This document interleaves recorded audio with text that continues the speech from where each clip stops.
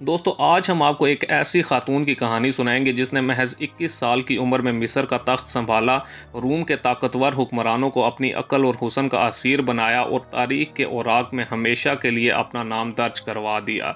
यह कहानी है क्लियोपेट्रा की, जो मिस्र की आखिरी फाल फ़िरौन और प्टोलेमी ख़ानदान की सबसे मशहूर हुक्मरान थी। दोस्तों क्लियोपेट्रा का ताल्लुक यूनानी नस्ल के प्टोलेमी ख़ानदान से था, जो सिकंदर आज़म के एक जर्नैल की औलाद थे।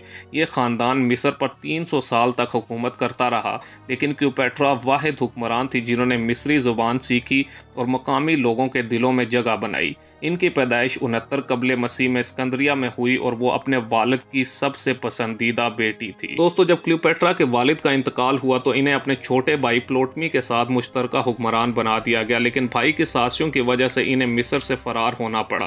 और यही वो वक्त था जब क्लियोपेट्रा ने अपनी सियासी जहानत का मुजाहरा किया और 48 कबल मसीह में जब रूम का अजीम जनरल जूलियस सीजर मिस्र आया तो क्लियोपेट्रा ने अपने आप को एक कालीन में लपेट कर इसके सामने पेश किया। सीजर इनके हुस्न और इनकी अकल का कायल हो गया और इसने क्लियोपेट्रा को दोबारा तख्त पर बिठाने में मदद की।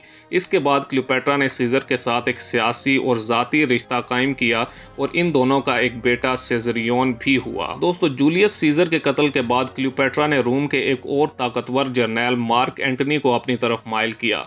41 कबल मसीह में एंटनी ने क्लियोपेट्रा को तलब किया ताकि वो मिस्र पर हमले के बारे में बात कर सके। क्लियोपेट्रा ने अपने जहाज़ को सोने और रेशम से सजाकर एंटनी के सामने पेश किया। ये मंजर एंटनी के लिए नाकाबिले फरामोश था। दोनों ने मोहब्बत का रिश्ता कायम किया और क्लियोपेट्रा ने एंटनी के 3 बच्चों को जन्म दिया। लेकिन ये रिश्ता सिर्फ मोहब्बत तक महदूद नहीं था। क्लियोपेट्रा चाहती थी कि एंटनी मिस्र को रूम के तसल्लुत से बचाए, जबकि एंटनी को मिस्र के खजाने और फौजी ताकत की ज़रूरत थी। दोस्तों रूम में एंटनी के दुश्मन एक्टिवन, जो सीजर का बेटा था, ने एंटनी और क्लियोपेट्रा के ताल्लुकात को रूम के खिलाफ साजिश करार दिया। 31 कबल मसीह में एक्टियम की जंग हुई, जहां एक्टिवन की फौज ने एंटनी और क्लियोपेट्रा की मुश्तरका फौज को शिकस्त दी।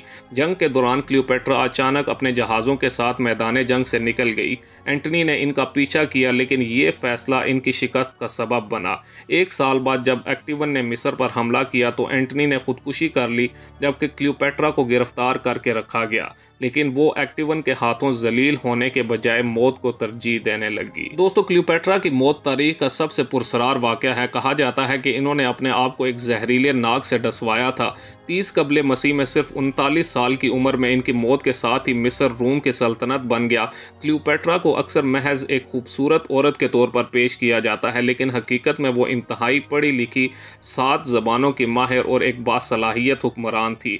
इन्होंने मिस्र की मईशत को मुस्तहकम किया, बहरी रास्तों को महफूज बनाया और साइंसी तहकीक को फ़रोग दिया। आज भी इनकी ज़िंदगी पर बनी फिल्में, नावल और ड्रामे इस बात का सबूत हैं कि क्लियोपेट्रा की दास्तान हमें कभी बोर नहीं होने देती। तो दोस्तों क्लियोपेट्रा की ये कहानी क्या सिर्फ एक औरत की मोहब्बत और हार की कहानी है, या फिर एक ऐसे हुक्मरान की जदोजहद है जो अपनी कौम की आज़ादी के लिए हर मुमकिन कोशिश करती रही? कमेंट्स में ज़रूर बताएं। अगर आपको ये वीडियो पसंद आई हो तो वीडियो को लाइक करें, चैनल को सब्सक्राइब करें और बेल आइकन को दबाएं। अगली वीडियो में हम किसी और तारीखी राज को खोलेंगे। तब तक के लिए अल्लाह हाफिज़।